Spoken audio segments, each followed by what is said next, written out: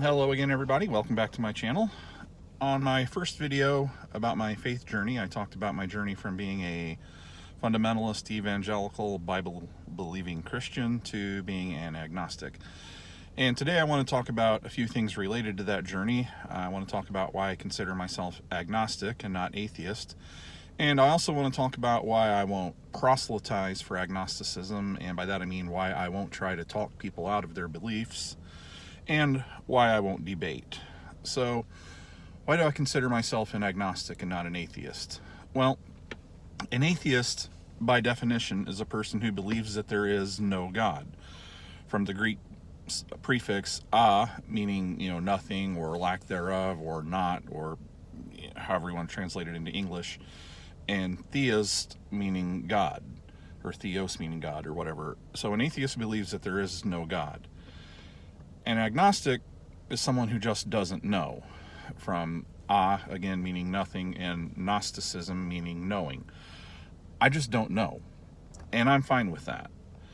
Now, I've heard some atheist YouTubers say that you really can't be just agnostic. You're at best an atheist-leaning agnostic.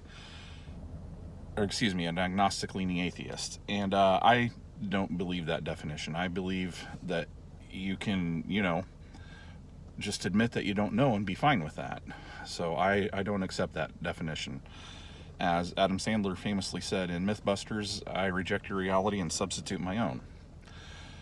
Why am I not prepared to say that there is no God when I don't believe there's any evidence for God or gods? Why do I not just say, well, then there is no God? Well, here's why. An illustration I like to give involves my friend who farms goats. His goats don't know that Joe Biden is the president of the United States. His goats don't know that right now there's an impeachment effort against Joe Biden. They don't know that there's a war going on between Israel and Hamas. They don't know any of those things because their goat brains are limited to the point where they can't comprehend those things. Now, I don't have a goat brain. I have an ape brain. And I'm not afraid to admit that my ape brain, that there are things beyond what my ape brain can understand. There may very well be a reality beyond what I can observe and understand and comprehend. And I think it would be the height of arrogance for me to say that there is no such reality, because we just can't know that. Now, is that reality the God of the Judeo-Christian tradition? Did that reality manifest itself in the Bible and through the person of Jesus Christ? No. There's no evidence for that.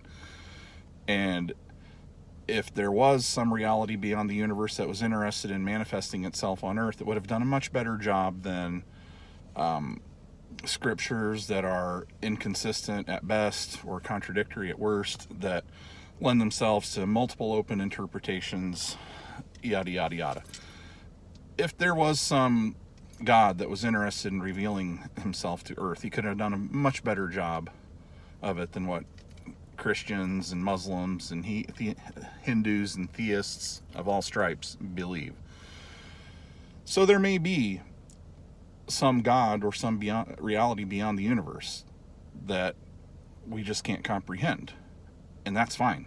I don't mind admitting that. And so that's why I consider myself agnostic and not atheist.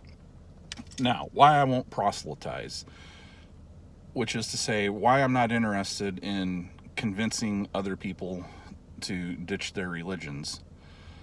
The main reason for that is that I still adhere to the Judeo-Christian ethic of, do unto others as you would have others do unto you.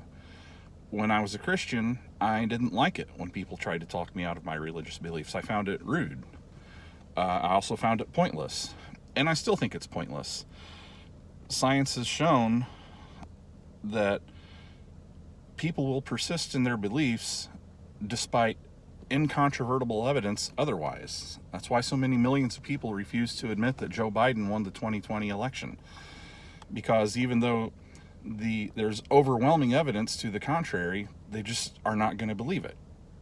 And people believe in God, be it, Jehovah or Yahweh or Allah or Vishnu or whatever. And despite the utter lack of evidence that there is no God, despite the utter or complete lack of evidence that the Bible is a mess and not trustworthy, people aren't going to believe that.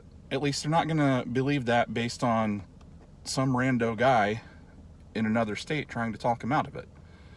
So I find it pointless. I find it borderline rude, and I'm just not going to do it.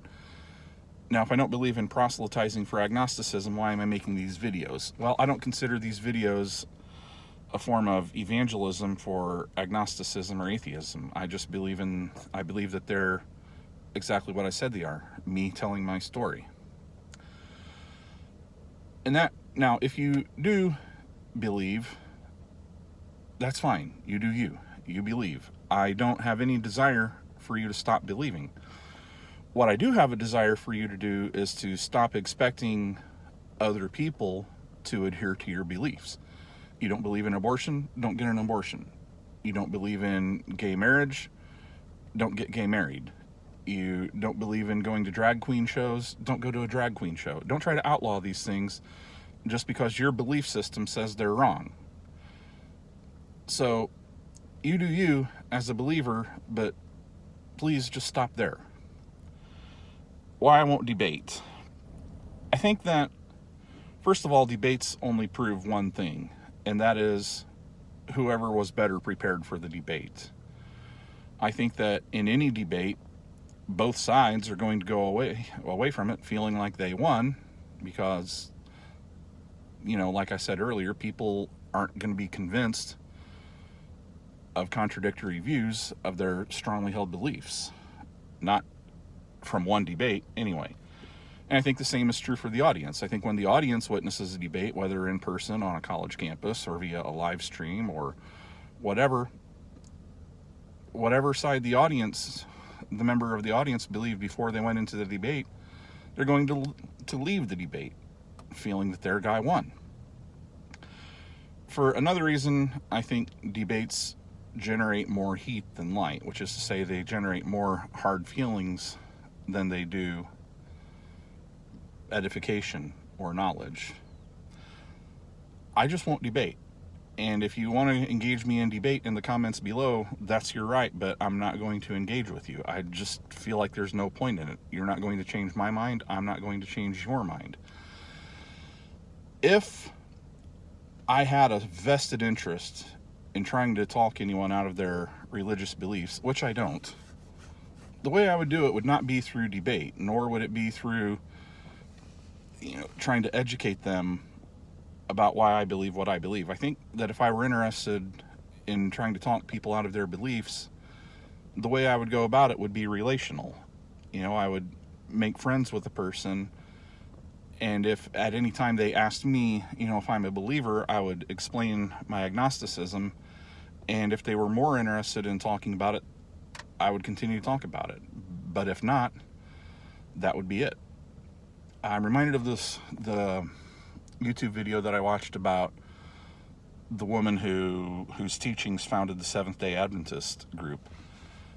She plagiarized at worst, or paraphrased at best, large portions of her writings. And if somebody tells me they're a Seventh-day Adventist and I say, well, you know what, your prophetess was a plagiarist, that's not going to change their minds. And if anything, it's just going to make them hostile towards me, and I've made an enemy, not a friend, and I'm just not interested in that. So that's why I don't consider myself an atheist. I consider myself an agnostic. That's why I won't proselytize, and that's why I won't debate. So thank you for giving me about 10 minutes of your time today. As always, like and subscribe, comment if you'd like. Please be respectful in the comments. If you do want to come at me for whatever reason, that's fine. But like I said, I'm not interested in debating. So try to go me into debates all you want, but I'm not going to debate. So thank you, and I'll see you next time.